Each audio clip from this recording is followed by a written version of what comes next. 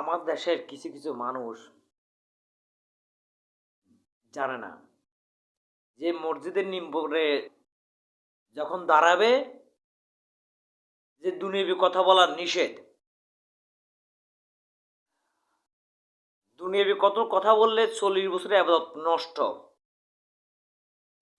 কিন্তু আমাদের দেশের কিছু কিছু ইমাম সাহেব হাদিস হাতে মিম্বরে দাঁড়িয়ে দেশের কিছু পয়সা কামানোর জন্য রাজনীতিকের কথা বলে। এটা জানা উচিত যে আমি এখন মসজিদে আছি,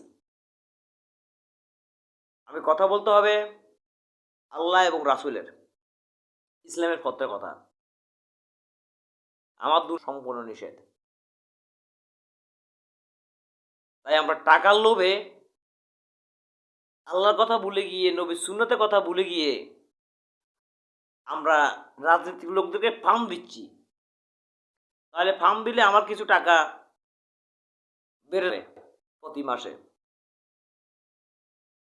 হায় রে মানুষ, হায় রে ইমাম সাহেব, কেন যে পড়ালেখা করলেন ভাবতে অবাক লাগে।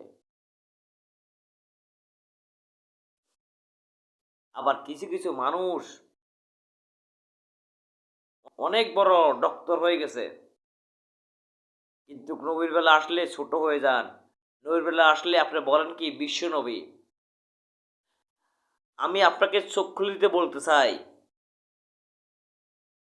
আল্লাহ পাক রব্বুল আলামিন ৭ আসমান ৭ জমিন যতটুকু সৃষ্টি করেছেন কুল কায়নাত, আমার নবী সকল কিছুর কুল কায়নাতের নবী হযরত মুহাম্মদ সাল্লাল্লাহু আলাইহি সাল্লাম। আর আপনারা বলে যে বিশ্ব নবী, বিশ্ব মানে একটা মানচিত্র দেখা যায়। এই মানচিত্র কথা বলছেন, হায় রে মানুষ, কেন যে আপনারা পড়ালেখা করছেন আমার মাথায় কিছু ধরতেছে না ভাই। কেন এত পড়ালেখা করছেন?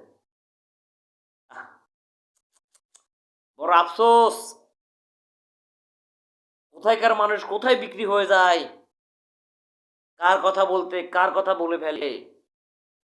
হায় রে টাকা, টাকার জন্য এইসব ইমাম পাগল। আর ওখানে এসে কি বলবে সেটাও নিজে জানে না। মানুষ বড়ই